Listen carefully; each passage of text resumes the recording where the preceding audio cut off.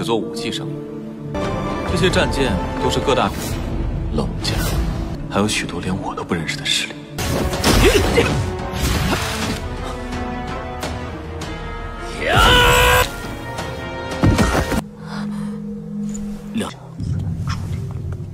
不过良兄许诺的好处。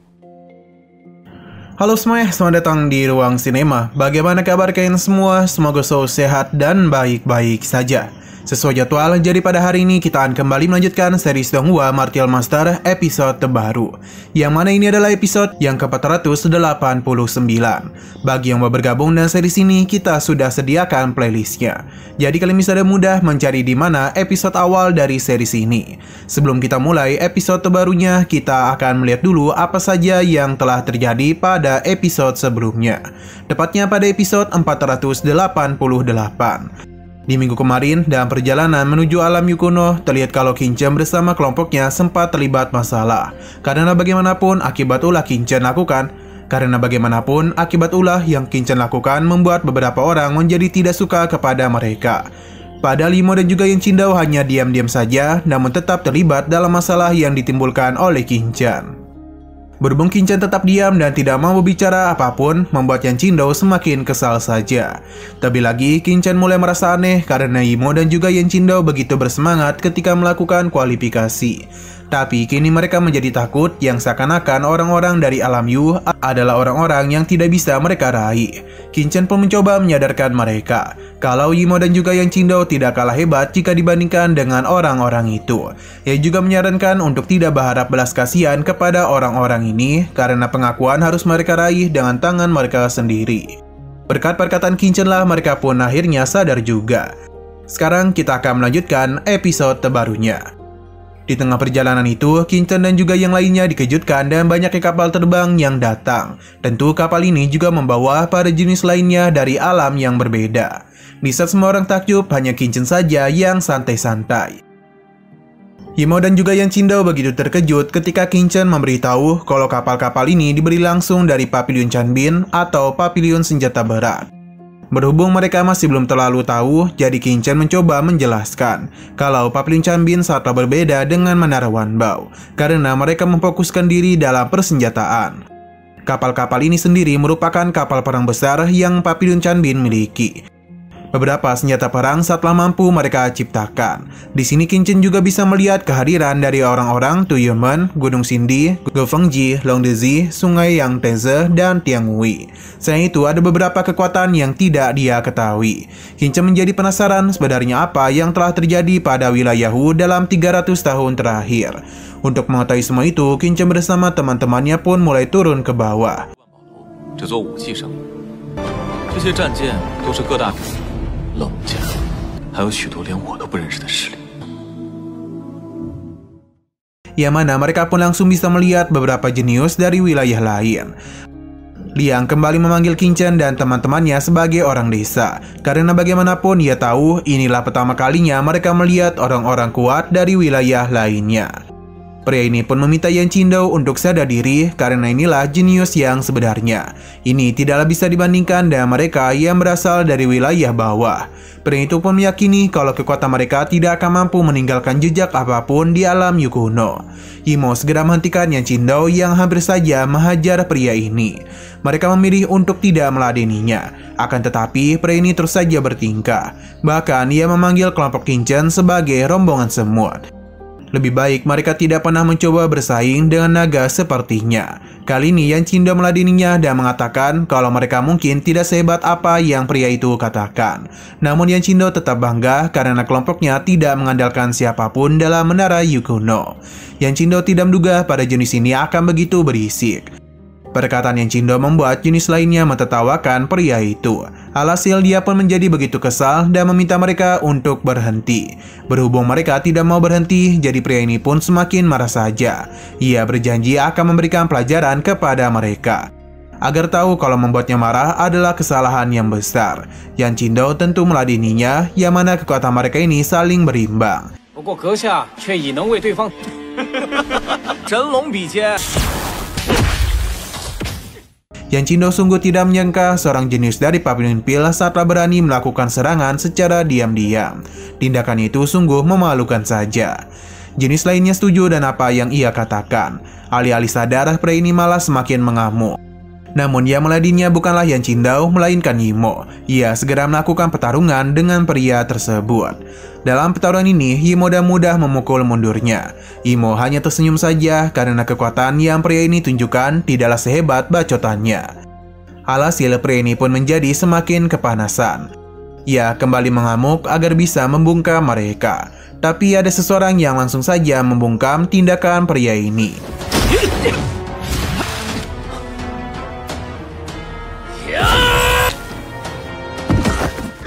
Yang mana ia adalah tetua situ. Ia menjelaskan kalau saat ini mereka sedang berada di alam Yukuno, jadi pertarungan sangatlah dilarang. Jika pria ini terus bertindak liar, maka ia akan dikeluarkan dari alam Yukuno. Alhasil keributan pun tidak terjadi lagi. Yan Qindo dan Yimo merasa perkataan Qingchen memang adalah benar, karena kekuatan yang orang-orang itu miliki tidaklah sekuat apa yang mereka bayangkan. Sambil tertawa mereka pun pergi meninggalkan pria itu, yang mana Mimin yakin ia pasti begitu malu. Liang begitu kecewa dengan temannya ini karena melukai dua orang itu saja dia sangatlah kesulitan. Liang akan memikirkan bagaimana cara untuk mengatasi ketiga orang itu. Sampai akhirnya ia pun mendatangi Liang. Sayang sekali pembicara mereka tidak bisa kita ketahui, karena Liang sedang membisikkan sesuatu kepadanya. Liang paham yang mana ternyata Liang itu menghabisi kelompok Qingchen apapun yang terjadi. Liang pun setuju bekerjasama dengannya. Tapi dia meminta Liang untuk menepati janjinya yang telah ia buat kepadanya.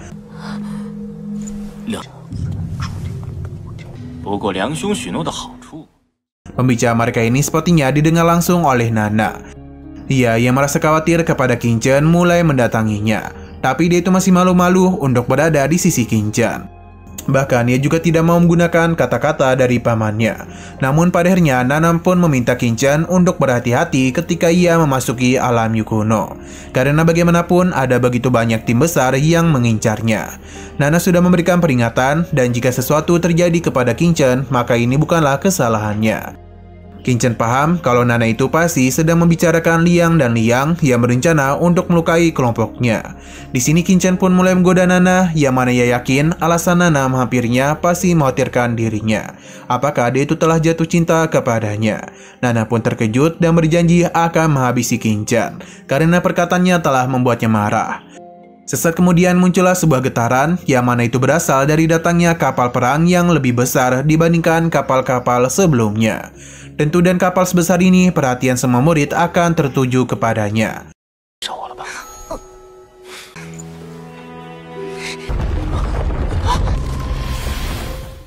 Karena bagaimanapun ini adalah kapal perang kelas tinggi. Beberapa orang menduga ini pasti berasal dari sekte iblis ilusi. Inilah pertama kalinya Qingchen mendengar tentang sekte itu. Ia penasaran dari manakah orang-orang itu berasal. Berhubung Tetua Tianhuo mengetahui hal ini, jadi Qingchen penasaran apakah sekte iblis ilusi kuat atau tidak. Ternyata sekte ini adalah kekuatan baru, jadi sangatlah wajar mengapa Qingchen baru mengetahuinya. Selain itu, hanya murid perempuan saja yang bisa diterima dalam sekte ini. Mereka tidak hanya kuat, namun juga sangat cantik. Tidak itu saja, mereka juga terkenal sebagai penyihir yang sangat hebat dalam ilusi. Jika mereka berada di dalam alam Yukuno dan bertemu dengan kelompok itu, sebaiknya Qingchen dan yang lainnya menghindar saja. Qingchen dan teman-temannya terkejut sekaligus penasaran apakah sekte ini sekuat itu.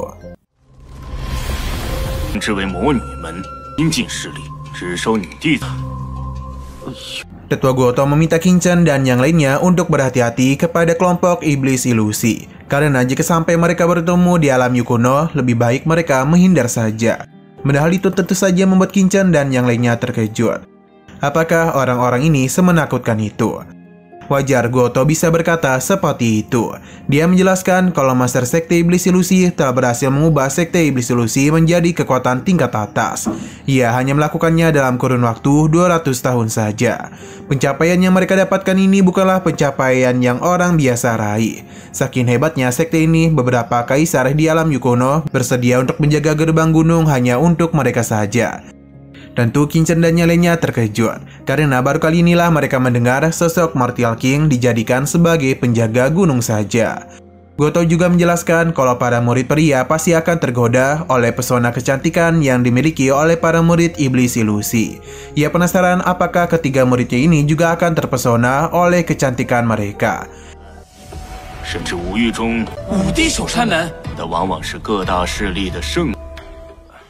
Sesaat kemudian, para gadis cantik dari sekte iblis ilusi pun mulai turun untuk menemui para murid lainnya. Baru saja hendak turun, para lanang di sana seketika saja terpesona oleh kecantikan gadis-gadis ini. Terutama ada sosok yang sudah tidak asing bagi kita, yang mana dia adalah Chen Sisi. Goto menyadari kalau salah satu dari gadis ini telah menggunakan sihir pesona. Ini merupakan teknik warisan dari sekte iblis ilusi. Jika mereka berhasil menguasainya, maka gadis ini akan memiliki kekuatan yang tiada tara. Kita terus diperlihatkan dengan Lian yang sudah beliuran. Ini juga terjadi kepada Imo dan juga Yan Qingdao karena mereka telah masuk dalam sihir pesona. Mungkin di antara semua lelaki di sana hanya Qin Chen, tetua Goto, dan tetua situ saja yang bisa mengendalikan diri. Sedangkan sisanya begitu mengagumi kecantikan yang para gadis itu miliki. Bahkan untuk menutup mulut saja mereka tidaklah mampu. Untung saja air liur mereka tidaklah menetes. Sedangkan Qin Chen yang tidak terpengaruh mencoba untuk menyadarkan Imo dan Yan Qingdao, karena mereka berdua ini sudah tenggelam terlalu dalam. Siapa yang menduga kalau sihir pesona akan semengerikan itu? Bahkan melihat tatapan dari Chen Sisi saja mereka sudah tidak tahan. Orang-orang ini pun mulai mendekat ke arah para gadis.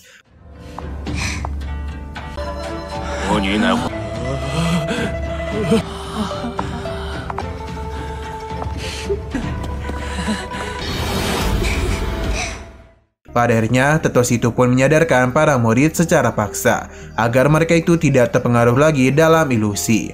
Pesona ini sangatlah kuat, bahkan Imo maupun Yan Qingdao tidak sadar telah terpengaruh oleh sihir. Entah kenapa, melihat sosok gadis itu, Qin Chen merasakan kedekatan di antara mereka berdua. Sedangkan salah satu pria di sana menjadi begitu kesal karena para murid sekte iblis ilusi berani-beraninya menggunakan sihir ilusi. Tetua sekte iblis ilusi pun meminta maaf karena bagaimanapun ia hanya bercanda saja. Terlebih lagi mereka ini hanyalah wanita yang lemah, jadi mereka tidak perlu takut untuk dilukai. Selain itu, tetua ini juga sudah tahu kalau pemimpin mereka sudah memberikan kepemimpinan kepada keluarga Feng Gang. Jadi lebih baik ia tidak membiarkan siapapun terganggu oleh tindakan mereka. Godaan dari tetua cantik ini hampir saja meruntuhkan imannya. 我幻魔宗既是弱女子，将领的意志交给奴家。 Untuk Qin Chen sendiri pada akhirnya menyadari kalau gadis ini merupakan Chen Sisi. Chen Sisi yang juga baru menyadari kehadiran Qin Chen langsung saja menemuinya. Karena bagaimanapun sudah cukup lama mereka tidak bertemu. Ia pun penasaran mengenai alasan Qin Chen kemari. Tentu Qin Chen bisa kesini karena ia adalah pemenang dari kompetisi alkemis 4 wilayah. Seharusnya Qin Chen lah yang menanyakan kepada Chen Sisi mengenai alasannya kemari. Alih-alih menjawab, Chen Sisi malah penasaran mengapa Qin Chen masih menjadi seorang alkemis. Di sini Qin Chen sadar kalau Chen Sisi sudah mengaktifkan kecantikan alaminya. Jadi karena itulah Qin Chen sempat tidak menyadari keberadaannya.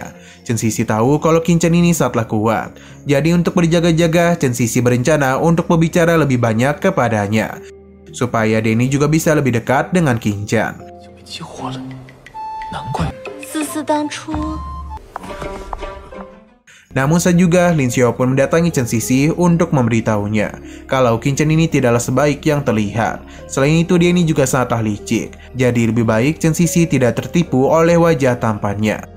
Chen Sisi sepertinya tahu kalau pria ini memiliki masalah dengan Qin Chen. Jadi dia pun akan mempermainkannya. Chen Sisi pun ingin mendekatinya yang membuat Lian bersemangat. Ia berjanji kalau keluarganya akan selalu melindungi Chen Sisi di alam Yukuno. Selain itu, dia meyakini kalau di masa depan nanti dirinya lah yang akan menjadi kepala keluarga Lin. Dan dia itu juga berkesempatan menjadi penguasa dari Papilion Pil. Lin Suo bertujuan untuk menjadikan Chen Sisi sebagai istrinya di masa depan nanti. Dan begitulah ia bisa memimpin Papiliun Pil bersamanya. Chen Sisi bukannya tidak mau, namun ia meyakini kalau ada begitu banyak wanita yang berada di sekitarnya.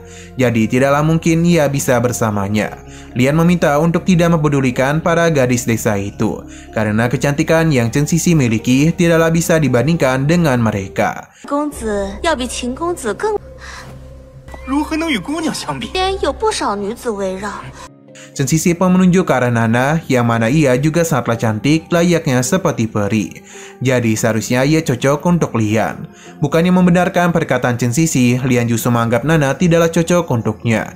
Karena meskipun ia cantik, namun Nana memiliki sifat yang begitu mengerikan. Selain itu, alasan ia mengejar Nana selama ini hanya untuk lebih dekat menjadi penerus dari Papiliun Pil saja.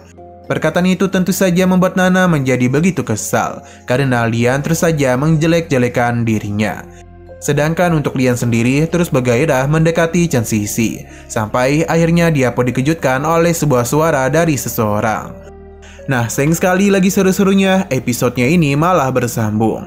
Namun sebelum kita akhiri, seperti biasa kita akan melihat preview bagian selanjutnya.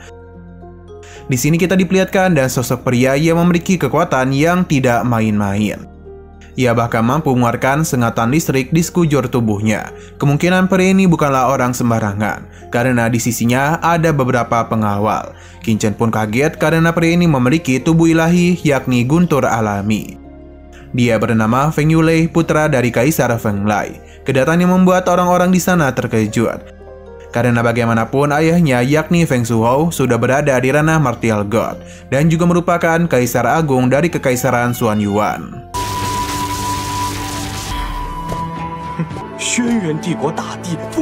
Oke, sekian dulu pada video kali ini. Untuk video selanjutnya akan segera hadir.